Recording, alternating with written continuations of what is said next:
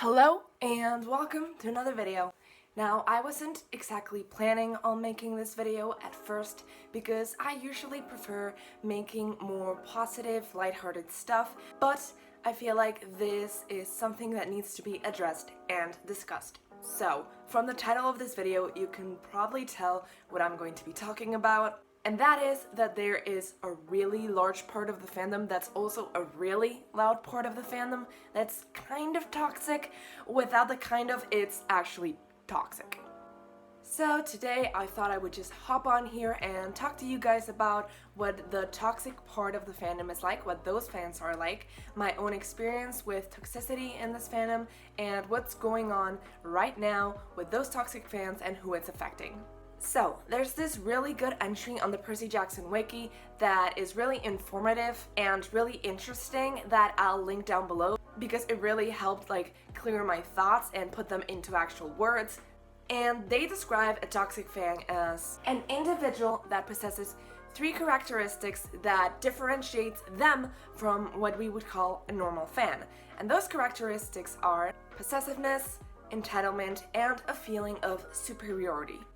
So possessiveness means that a toxic fan feels like whatever Rick Riordan puts out belongs to them. So at the end of the day, for them, their opinion on the source material is the only one that counts, irregardless of Rick Riordan himself. So if they feel like a certain character is not part of the LGBT community because they didn't see it happen and because it wasn't stated in the first series, then it didn't happen and Rick Riordan is wrong and it's not canon. Entitlement is actually really similar, and you can see it especially when fans get mad at Rick for writing or doing something that they are not happy about. Like, for example, killing a character that they love or ending a relationship that they really shipped. And sadly, Rick Riordan has in fact received death threats because of these things from toxic fans,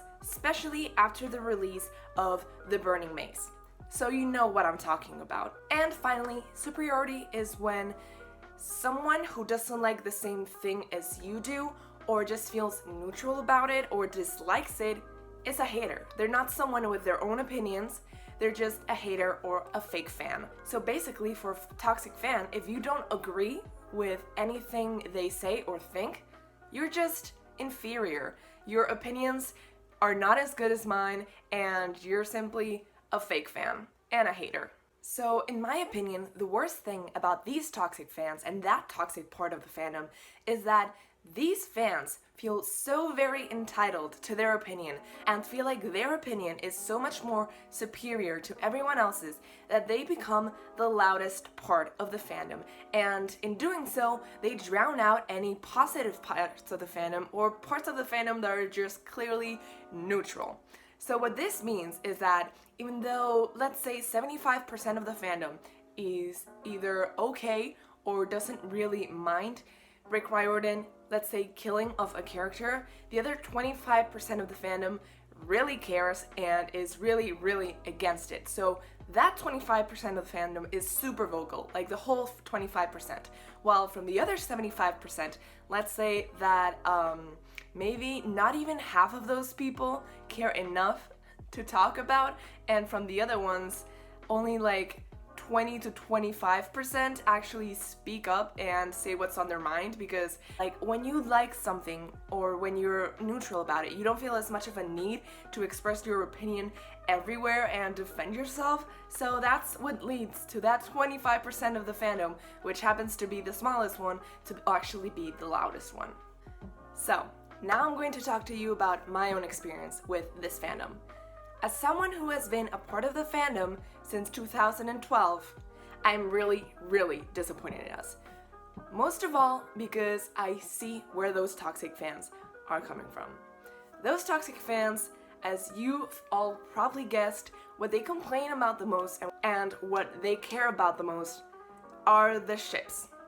Now, when I first read the books, I was 13, and when we first met Rachel, I immediately disliked her. I'm not gonna say hate because I didn't feel that much towards her, but it was very close to hating her. And that didn't have anything to do with her actions in the first book she was in or the second book she was in, or with her own personality. No, and it had everything to do with the fact that she got in the way of my favorite ship, aka Percy. So yeah, I basically hated Rachel for years because she got in the way of a ship. Yeah, I regret that, but I've matured, I think, and I hope. But you see, the difference between 13-year-old me and an actual toxic fan is that I didn't do anything about it. I simply disliked Rachel, and that was it. That's as far as my dislike for her went. I talked to my friends, I talked to my family who'd read the book, and that's it. I didn't go on the internet and bully Rachel fans. I didn't spit at them when I met them in the street. I didn't do anything because I didn't like Rachel. But if you did, I wasn't gonna do anything about it. That was your opinion. So to tell you the truth, I have always considered myself to be a part of the Percy Jackson fandom ever since I read the books 9 years ago. But besides reading the books, looking at fan art, reading fanfics, and talking to people in real life, and those people being my friends and family, I have never really engaged in the fandom because I've never had Twitter, and on Instagram I really don't read the comics. So I think I've been in the fandom, but from like a very outsider perspective, just like from the outside looking in, and I could only see the good stuff. And now that I have a YouTube channel, it has forced me to see what fandom is really like. As I've said before, I think this is mainly because I didn't have a Twitter before, and also because I've always had people to talk about the books in real life. Like a couple of my friends, 2 of my siblings, and even 2 of my cousins. So I had a lot of people to talk to, and I had a lot of opinions, and I talked about them with my cousins and my siblings and my friends. So I didn't feel the need to ever share them. So I never felt the need to ever share them with the internet. Until this YouTube channel. So at this point, I've been on YouTube for a couple of months already, and I can actually say, surprisingly, that I have never gotten any hate comments on my videos. And that's not to say that I haven't given you guys like a lot of opportunities to contradict my opinions, but in a very hateful and disrespectful way. I've done 2 videos talking about unpopular opinions of the Percy Jackson fandom, and my most viewed video is one of me ranking the Percy Jackson and the Riordanverse ships. So that was like a green light for haters and toxic fans to come for me, and they didn't. So I'm really glad that you guys are super respectful, and I actually really like when I get comments that are expressing a different opinion from the one I express in the videos. So I really like it because then I get to answer your comment and defend my own opinion, but in what I hope is a respectful way, and we start a dialogue about our different opinions, and all of them are valid. So yeah, I've been super lucky with the kind of subscribers I have been attracting, and thank you guys for being so respectful down in the comments. I really appreciate it, and let's just keep that going today. And fortunately, even though I have not personally been harassed by anyone in the Percy Jackson fandom, that doesn't mean that no one has. And actually, the first time that I found out that there was a toxic side of the Percy Jackson fandom was when Viria, the official fan artist for Rick Riordan and the Percy Jackson characters, posted a new art piece where she stated that she was very tired of being part of the Percy Jackson fandom because she kept getting toxic comments every time she posted a new piece of art of the Percy Jackson fandom, which I don't get. Viria has been like a miracle, a gift to the Percy Jackson fandom, and the fact that there are people leaving her hateful comments and disrespectful comments when all she does is give us great art is crazy to me. Especially because most of them are focused on ships, which, by the way, are completely subjective. By the way, I tried to find her tweet to put it on screen, but she tweets so much that I couldn't find it. But this isn't an isolated incident. A couple of days ago, I was scrolling through my Instagram when I found one of my favorite Percy fan artists saying that she was quitting the Percy Jackson fandom because of all the hate comments she'd been getting. So this is real. And then like a couple of minutes later, I found one of my other Percy Jackson fan artists that I love saying that they saw people like this. They saw this happen to a lot of fan artists all the time. Every time you are a fan art account based on Percy Jackson, you immediately get all the toxic fans in the world. So I don't know, that just made me really sad because one, I loved her Percabeth fan art so much and now we're not gonna get that anymore because of toxic fans. And two, no one should have to quit drawing what they love because people keep shitting on them. Like, do better. So, like I said before, we all know what these toxic fans are always complaining about, and those are ships. So a ship is something that's supposed to be fun. It's something that's supposed to be uplifting, kind of like a hobby, and something that's completely subjective, okay? A ship is not good or bad objectively, except, okay, listen to this. Like I always say, you can ship whatever the hell you want as long as it's legal, doesn't hurt anyone, and doesn't violate the laws of nature. So as long as it follows those 3 rules, you can ship anything. And you have every right to ship them. And someone else has every right to not ship them. Isn't that fun?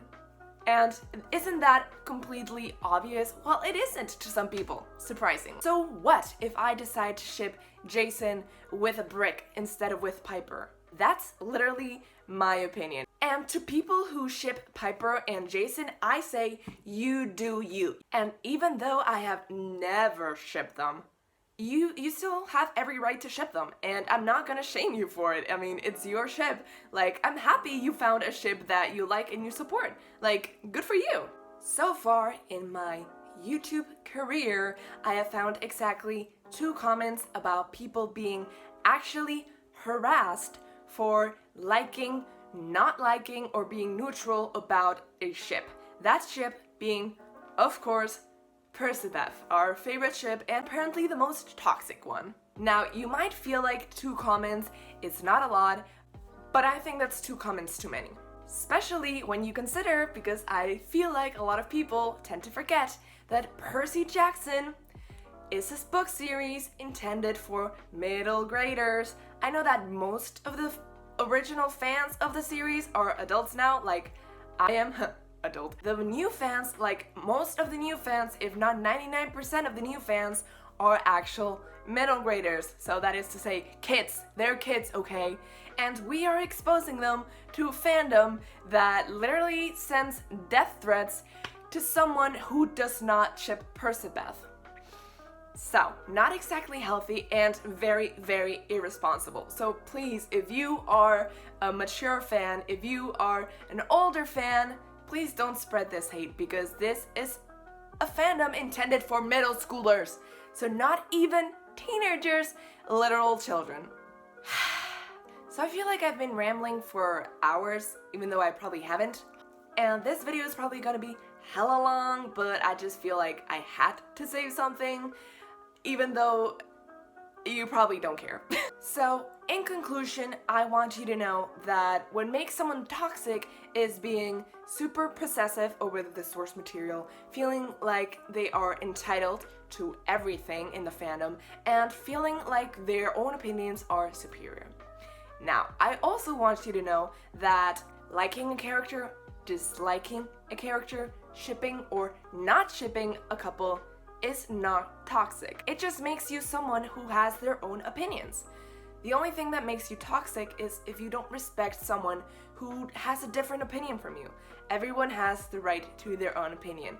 And what do I say, kids? As long as it's legal, doesn't hurt anyone, or violate the laws of nature, you can ship it or you can like it. So feel free to do you and just respect everyone else who thinks differently. So I've stated this a couple of times now, but just louder for those in the back. Everyone has different opinions, and that's completely fine. If we all had like the same opinion, this would be a cult, not a community. So what if I like Annabeth and other people don't? So what if I don't like Jasper and other people do? I just have taste and they don't, and that's completely fine.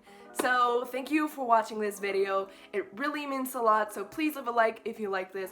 Leave a comment letting me know if you have unfortunately experienced the toxic part of the Percy Jackson fandom. And yeah, please subscribe if you haven't already. Click that bell button so you get notifications every time I post, and I'll see you guys next time. Bye!